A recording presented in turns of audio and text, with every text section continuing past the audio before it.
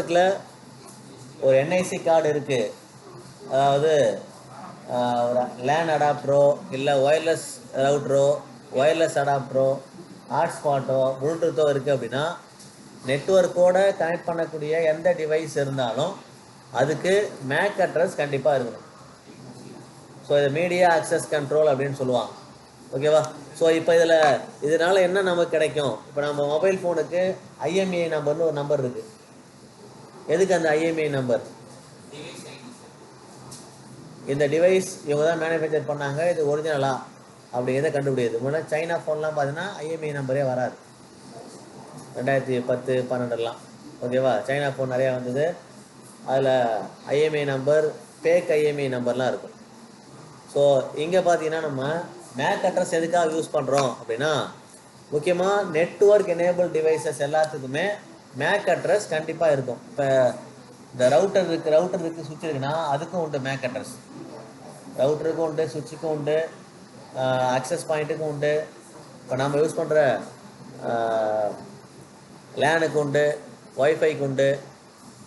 So அதே மாதிரி எங்கெல்லாம் என்ஐசி கார்டு இருக்கோ, அது ஒயர்டாக இருக்கலாம், ஒயர்லெஸ்ஸாக இருக்கலாம், அதுக்கு மேக் அட்ரஸ் கண்டிப்பாக உண்டு. ஓகேவா? ஸோ இதில் பார்த்தீங்கன்னா 2 பார்ட்டாக இருக்கும். மேக் அட்ரஸை 2 பார்ட்டாக பிரிச்சிருப்பாங்க. அதில் ஒரு பார்ட்டு பார்த்தீங்கன்னா ஃபிசிக்கல் அட்ரஸ் இருக்கும், இன்னொரு பார்ட்டு ஹார்ட்வேர் அட்ரஸ். ஃபிசிக்கல் அட்ரஸுக்கும் ஹார்ட்வேர் அட்ரஸுக்கும் என்ன வித்தியாசம் அப்படின்னு பார்த்தீங்கன்னா, யார் மேனுஃபேக்சர் பண்ணாங்களோ அந்த பர்டிகுலர் மேனுஃபேக்சரோட ஒரு ஐடி இருக்கும். இப்போ எக்ஸாம்பிளுக்கு சிஸ்கோ அப்படின்னா சிஸ்கோவுக்குன்னு ஒரு பர்டிகுலர் மேக் அட்ரஸ் உண்டு. ஸோ இங்கே பாருங்கள், இப்போ அதையும் நான் காட்டுறேன். இதில் மொத்தம் இங்கே கொடுத்துருக்கோமா 0000A95, இது ஒரு எக்ஸாடெசிமல் நம்பர், ஒரு IPv6 நம்பர் மாதிரி இருக்கும் பார்த்தா. இதில் பார்த்தீங்கன்னா ஃபஸ்ட்டு 3 டிஜிட் ஃபிசிக்கல் அட்ரஸாக இருக்கும், அடுத்த 3 டிஜிட் ஹார்ட்வேர் அட்ரஸாக இருக்கும். ஸோ இங்கே பார்த்தீங்கன்னா நமக்கு ஃபஸ்ட்டு 24 பிட்டு ஆர்கனைசேஷன் யூனிக் ஐடென்டிஃபையர். இது எதுக்காக அப்படின்னா, யார் அதை மேனுஃபேக்சர் பண்ணாங்க அவங்களுக்காக ஒரு அந்த அட்ரஸ், அது எல்லாருக்கும் ஒரே மாதிரி தான் இருக்கும். இப்போ சிஸ்கோ மேனுஃபேக்சர் பண்ணாங்கன்னா சிஸ்கோ மேனுஃபேக்சர் பண்ண எல்லா டிவைஸுக்கும் அந்த ஃபஸ்ட்டு 3 டிஜிட்டு சேமாக தான் இருக்கும். ஃபஸ்ட்டு 3 அந்த கோலன் 3 கோலனில் வரக்கூடிய வேல்யூ சேமாக தான் இருக்கும், அது மாறவே மாறாது. அடுத்த 3 டிஜிட் இருக்கு இல்லையா, 9D 6716, இது மட்டும் தான் சேஞ்ச் ஆகும். நான் சொல்கிறது புரியுதா? ஸோ ஃபஸ்ட்டு 3 டிஜிட், அதாவது 24 பிட்டு பார்த்தீங்கன்னா யார் அதை மேனுஃபேக்சர் பண்ணாங்களோ அவங்களுக்காக அதை கொடுத்துருப்பாங்க. அது எப்படி இருக்கும் அப்படின்னா காட்டுறேன். அதையும் பாருங்கள். சிஸ்கோ அப்படின்னா இதுதான் இருக்கும், இதில் மாற்றமே இருக்காது. யார் அதை மேனுஃபேக்சர் பண்ணாங்களோ அவங்கள கண்டுபிடிக்கிறதுக்காக இந்த கம்பெனியோட டிவைஸ் தான் அது அப்படிங்கிறத நம்ம ஐடென்டிஃபை பண்ணுறதுக்காக இந்த ஃபஸ்ட்டு 3 டிஜிட், அதாவது 24 பிட்டு அந்த கம்பெனிக்காகவே டெடிக்கேட்டாக கொடுத்துருப்பாங்க. இதுவே சிஸ்கோனா இதுதான் இருக்கும், இதில் எந்த மாற்றமே இருக்காது. இப்போ கூகுளோட டிவைஸ் அப்படின்னா இந்த 24 பிட்டில் எவ்வளோ தான் இருக்கும். அடுத்தது HP அப்படின்னா இதுதான் இருக்கும், ஹுவாய்னா இப்படி தான் இருக்கும், சாம்சங்னா அதுக்குன்னு ஒரு கோடு இருக்குது. ஸோ அது மாறவே மாறாது. அடுத்து உள்ள மீதி 24 பிட்டு தான் ரேண்டமாக அவங்க மேனுஃபேக்சர் பண்ணும்போது அதை ஒரு சீரியல் நம்பர் அவங்க கொடுத்துருப்பாங்க அந்த கம்பெனிக்காரங்க. ஓகேவா? அது அவங்க ஐடென்டிஃபை பண்ணுறதுக்காக. ஓகேவா? ஸோ இது OSI மாடல் எங்கே ஒர்க் ஆகும் அப்படின்னா டேட்டா லிங்க் லேயர். எதுக்காக டேட்டா லிங்க் லேயரில் இது ஆப்ரேட் ஆகும்னு பார்த்தீங்கன்னா, இப்போ நம்ம மேக் அட்ரஸை வச்சு ஒரு டிவைஸே லாக் பண்ண முடியும், போர்ட் செக்யூரிட்டின்னு சொல்லுவாங்க அது. இப்போ நான் சொன்னேன் இல்லையா, இப்போ மேனேஜபிள் சுவிட்சாக இருந்ததுன்னா உட்காந்த இடத்துலையே அந்த அட்மினிஸ்ட்ரேட்டர் அந்த பர்டிகுலர் போர்ட்டை லாக் பண்ண முடியும்.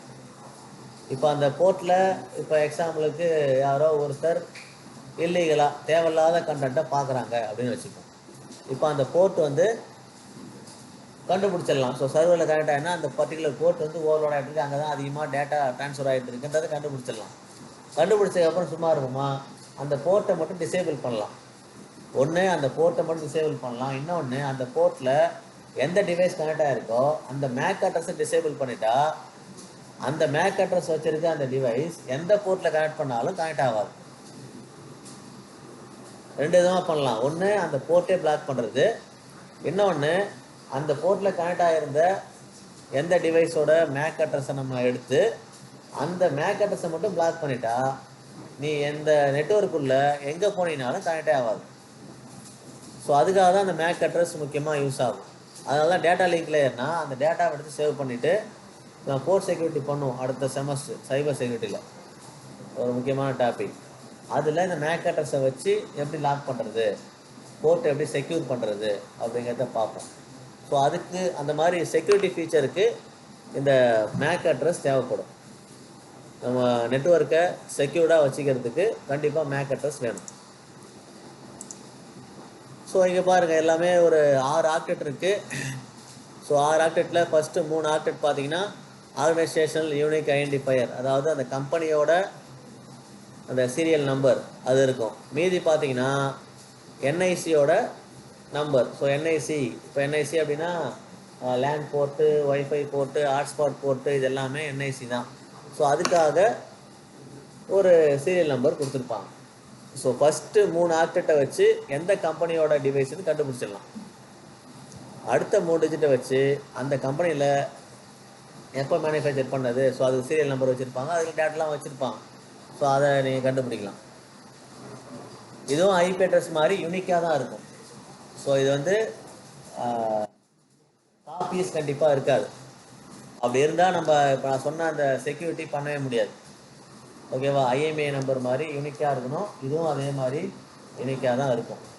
ஓகேவா? ஸோ மேக் அட்ரஸில் ஒரு 3 டைப் இருக்குது. Unicast, multicast, broadcast. இது 3 பற்றி நமக்கு தெரியும் இல்லையா? யூனிகாஸ்ட் அப்படின்னா 1 to 1. ஸோ மல்டிகாஸ்ட்னா 1 to many. ப்ராட்காஸ்ட்னா 1 to all. ஸோ அந்த நெட்வொர்க்கில் கனெக்டாக இருக்க எல்லாத்துக்கூடையும் நம்ம கம்யூனிகேட் பண்ணிக்க முடியும். ஸோ அதுக்கான ஒரு எக்ஸாம்பிள் தான் இங்கே பாருங்கள். சுவிட்ச் மூலயமா ஒரு பிசி இருக்குது. பிசியிலேருந்து யூனிகாஸ்ட் அப்படின்னா பர்டிகுலராக ஒரு டிவைஸுக்கு நீங்கள் கம்யூனிகேட் பண்ணிக்க முடியும். ஸோ பேக்கெட் சென்ட் பண்ணிக்கலாம், டேட்டாவை ரிசீவ் பண்ணிக்கலாம், அந்த மாதிரி எல்லாத்தையுமே பண்ணிக்க முடியும். இதுவே மல்டிகாஸ்ட் அப்படின்னா ஒரே பிசி இப்போ 5 டிவைஸ் இருக்குது, 2 டிவைஸ், அதில் 3 டிவைஸுக்கு மட்டும் நீங்கள் ஸ்பெசிஃபிக்காக டேட்டாவையோ கம்யூனிகேஷனோ பண்ணிக்க முடியும். ஓகேவா? ஸோ 3வது ப்ராட்காஸ்ட். நீங்கள் பேக்கெட் சென்ட் பண்ணிங்கன்னா ஒரே சமயத்தில் இருக்கிற எல்லா டிவைஸுக்குமே அந்த டேட்டா ரிசீவ் ஆகிடும். ஓகேவா? ஹப்பு மாதிரி. ஸோ ஹப்பு தான் ப்ராட்காஸ்ட் டிவைஸ். ஸோ ஹப்பில் என்ன பண்ணுறோமோ சேம் அதே தான் இந்த ப்ராட்காஸ்ட்டு மேக் அட்ரஸில் பண்ண போகிறோம். ஸோ மேக் அட்ரஸை எப்படி கண்டுபிடிக்கலாம்? நம்ம பிசியோட மேக் அட்ரஸ், நம்ம என்ஐசியோட மேக் அட்ரஸை கண்டுபிடிக்கிறதுக்கு எப்படி நம்ம ஐபி கான்ஃபிக்னு சொன்னோமோ அதே மாதிரி இங்கே ஐபி கான்ஃபிக் ஆல் இல்லை இன்னொரு ஆப்ஷன் இருக்குது. இந்த மாதிரி ஈத்தர்நெட் போர்ட்டுக்குள்ளே போயிட்டு இங்கே பார்த்தீங்கன்னா இங்கே இருக்கும், எங்கே அது ஃபிசிக்கல் அட்ரஸ்னு இருக்குது பாருங்கள். இப்படியும் போய் நீங்கள் உள்ளே போய் தேடலாம். இல்லை டைரெக்டாக நீங்கள் இந்த மாதிரி கெட் மேக் அப்படின்னு கொடுத்தீங்கனாலும் மேக் அட்ரஸ் உங்களுக்கு காட்டும். இது காட்டுதான்னு பாருங்கள். கெட் மேக் கமாண்ட் ப்ராம்ப்டில் போயிட்டு கெட் மேக் அப்படின்னு டைப் பண்ணிங்கன்னா மேக் அட்ரஸ் உங்களுக்கு வந்துடும். ஸோ எதெல்லாம் கனெக்ட் ஆகிருக்கு, கனெக்ட் ஆகலை, அதோடது இங்கே ஃபுல்லாகவே காட்டும். எனக்கு பார்த்தீங்கன்னா மொத்தம் 5 மேக் அட்ரஸ் இருக்குது. ஸோ 5 டிவைஸ் இருக்குது என்னதில். உங்களுக்கு எத்தனை டிவைஸ் இருக்குன்னு பாருங்கள். என்ஐசி டிவைஸ் எத்தனை இருக்கோ அத்தனைக்குமே மேக் அட்ரஸ் காட்டும். ஒவ்வொன்றும் டிஃப்ரெண்ட்டு வெண்டர், தெரியுதா? எதுவுமே ஒன்றா இல்லை பாருங்கள். ஃபஸ்ட்டு 3, அதாவது 24 பிட்டு பார்த்தீங்கன்னா யார் மேனுஃபேக்சர் பண்ணாங்களோ அவங்களோடது. ஸோ நான் இப்போ இதை போயிட்டு சர்ச் பண்ணி பார்த்தேன்னா யார் மேனுஃபேக்சர் பண்ணாங்கிறத கண்டுபிடிச்ச முடியும் என்னால். இந்த மேக் அட்ரஸை வச்சு இது யாரோடது, இதை போய் என்ன பண்ணுறேன், நான் காப்பி பண்ணிக்கிறேன். ChatGPTயில் போயிட்டு நான் கேட்குறேன், இல்லை கிளாவுட்ட போய் கேட்போம்.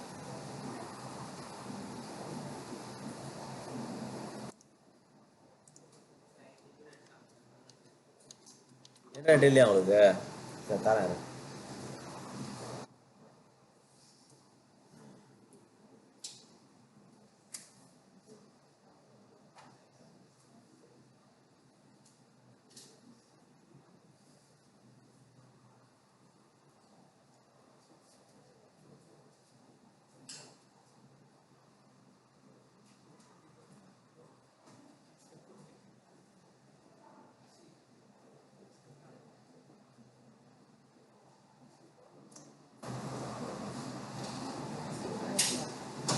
பாரு செக் பண்ணுங்க.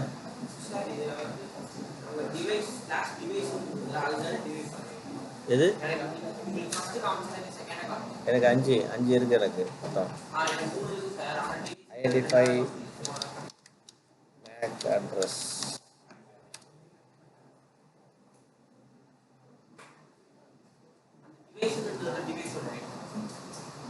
இப்போ என்னோட பிசியில் 5 என்ஐசி டிவைஸ் இருக்குது.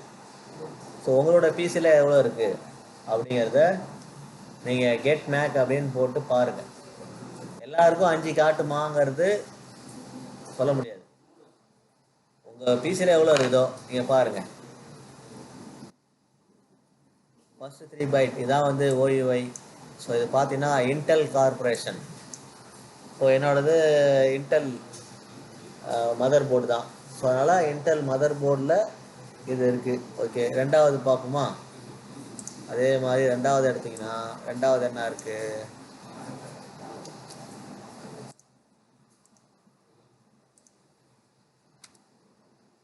யார் அதை மேனுஃபேக்சருங்கிறத கண்டுபிடிச்சிட முடியும்.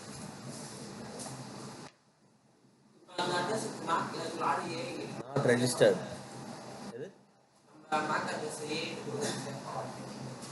ஏன் என்ன பண்ண போகுது? நான் மேக் அட்ரஸ் வச்சுக்கிட்டோம், நார்மலாக வச்சுக்கிட்டோம்.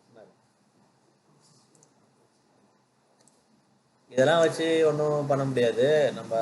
நம்மள்ட்ட அப்படியாப்பட்ட டேட்டா எதுவுமே இல்லை. நம்ம வந்து எலான் மஸ்க் மாதிரி பெரிய கையாக இருந்தோம்னாக்கா இந்த மாதிரி பப்ளிக்கில் யூஸ் பண்ணுறதை நம்ம யோசிக்கலாம்.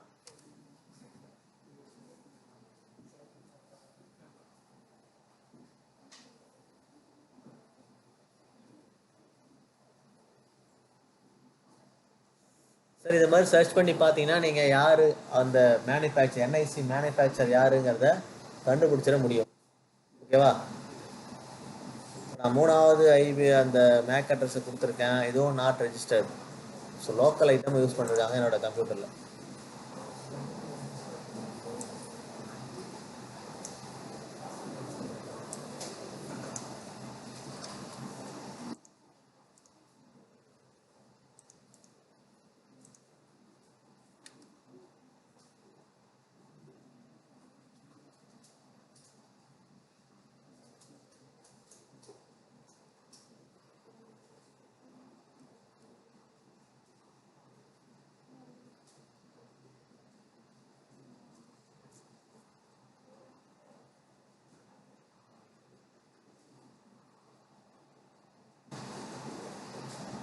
High Precision Industry, Foxconn. சரி, அவ்வளோதான். மேக் அட்ரஸை பற்றி சொல்லணும்னா அவ்வளோதான். ஸோ மேக் அட்ரஸுக்கும் ஐபி அட்ரஸுக்கும் என்ன டிஃப்ரென்ஸ்? மேக் அட்ரஸ் வச்சு என்ன பண்ணலாம், ஐபி அட்ரஸ் என்ன பண்ணலாம் அப்படின்னு பார்த்தீங்கன்னா, so MAC address media access control அதோட எக்ஸ்பென்ஷன். ஸோ ஐபி அட்ரஸ்னால் இன்டர்நெட் ப்ரோட்டோக்கால். ஸோ இதில் பார்த்தீங்கன்னா இது மேனுஃபேக்சர் ப்ரொவைட் பண்ணக்கூடிய அட்ரஸ் தான் மேக் அட்ரஸ். ஓகேவா? ஐபி அட்ரஸுங்கிறது ஐஎஸ்பி கொடுப்பாங்க. ஸோ ஐஎஸ்பிட்டேன் தான் நமக்கு இந்த ஐபி அட்ரஸ் கிடைக்குது. அடுத்தது ஃபிசிக்கல் அட்ரஸ். இப்போ நம்ம ஐஎம்இ நம்பர் மாதிரி இந்த என்ஐசி எல்லாத்துக்குமே ஒரு ஃபிசிக்கல் அட்ரஸ் இந்த மேக் அட்ரஸாக இருக்கும். ஐபி அட்ரஸுங்கிறது நம்ம நெட்வொர்க்கை ஐடென்டிஃபை பண்ணுறதுக்கு, ஸோ நெட்வொர்க்கை கனெக்ட் பண்ணுறதுக்கு தேவையானதான் இந்த ஐபி அட்ரஸ். ஓகேவா? ஸோ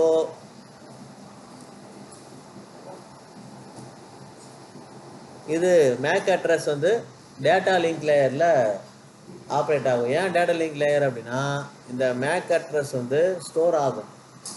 இப்போ நம்ம நெட்வொர்க்குள்ளே அது ஸ்டோர் ஆகிருக்கும். தேவைப்படும் போது இந்த மேக் அட்ரஸை வச்சு நம்ம மேக் அட்ரஸ் ஃபில்டரிங்னு ஒன்று இருக்குது. ஸோ மேக் அட்ரஸ் ஃபில்டரிங் இந்த போர்ட் செக்யூரிட்டியில் யூஸ் பண்ணுவாங்க. போர்ட் செக்யூரிட்டி, போர்ட்டை வந்து செக்யூர் பண்ணணும்.